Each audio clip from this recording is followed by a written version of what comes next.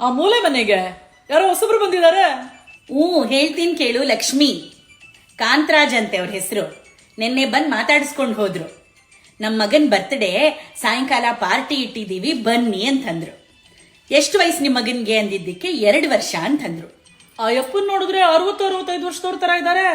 2 ವರ್ಷದ ಮಗುನಾ?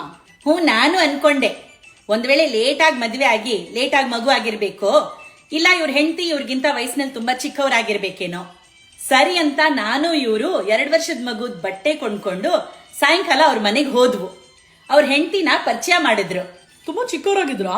ಇಲ್ಲ, ನನ್ನಷ್ಟೇ ವಯಸ್ಸಿರ್ಬೇಕು ಅವ್ರಿಗೆ. ಇರಿ ಬರ್ತ್ಡೇ ಬಾಯ್ ನಾ ಕರಿತೀನಿ ಅನ್ಬಿಟ್ಟು ಬಾಜಿಗಾರ್ ಅಂದ್ರು.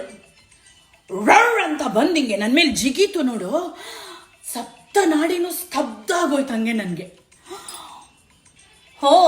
ನಾಯಿಗ ಬರ್ತ್ಡೇ ಅಂತಂದೆ. ಅದೇನ್ ಹಂಗಂತೀರಾ? ಹೀಸ್ ಮೈ ಸನ್ ಅಂತಂದ್ರು.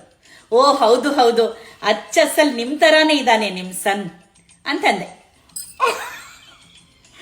ಸರಿ, ತಂದಿರೋ ಬಟನ್ ಏನ್ ಮಾಡ್ತೀರಾ?